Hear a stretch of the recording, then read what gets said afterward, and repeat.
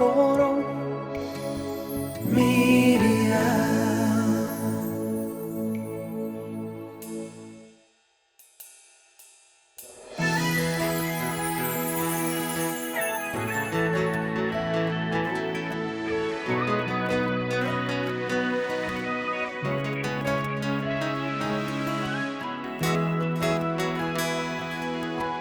Lubuko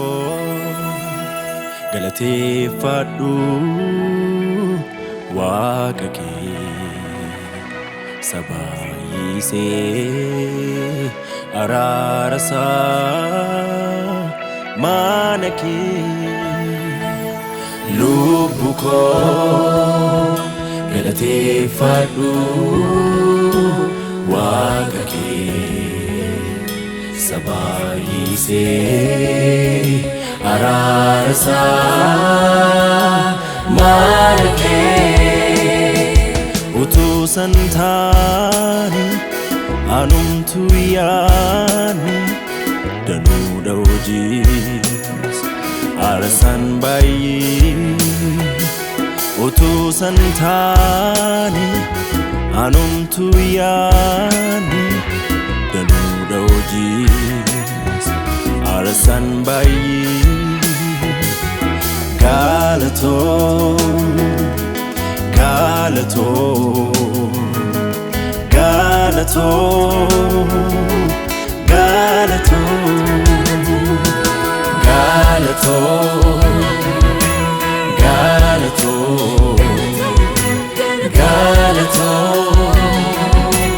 Galatoo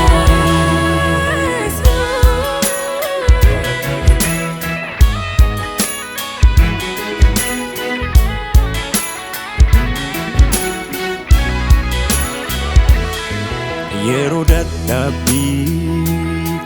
kan na gargaare hirkoof gaachanii koo si'i mitiire baay'ee dhaararrii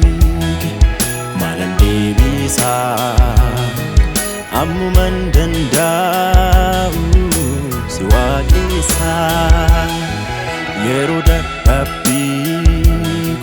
kan na gargaare hirkoof gaachanii koo si'i mitiire baay'ee dhaararrii maalan deebisaa ammuman danda'u si waaqessaa Galatoo Galatoo Galatoo Galatoo Galatoo Galatoo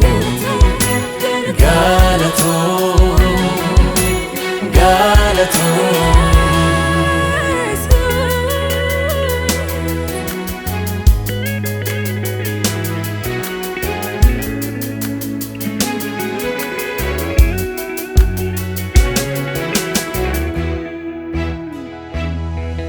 Ani Waaqayyoo nan barbaadadhe innis naaf waatee aaraan galfadhe sodaa koo hunduu keessaa na baasee ergamoota isaatii naannoo koo marsee ani Waaqayyoo nan barbaadadhe innis naaf waatee aaraan galfadhe sodaa koo hunduu keessaa na baasee ergamoota isaatii naannoo koo marsee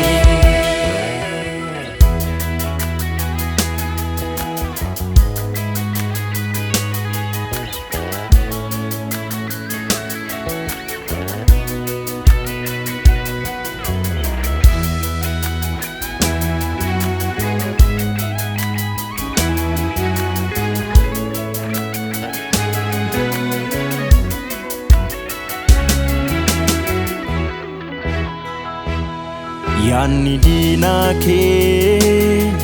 nurratti hin taane akka yaada isaa nuti durbanne ifa nuuf taateetta nu hin gufanne balaan akka saafaa nun arganne si amananne yaanni diinaa kee nurratti hin taane akka yaada isaa nuti durbanne ifa nuuf taateetta nu hin gufanne balaan akka saafaa nun arganne si amananne Galatoo Galatoo Galatoo Galatoo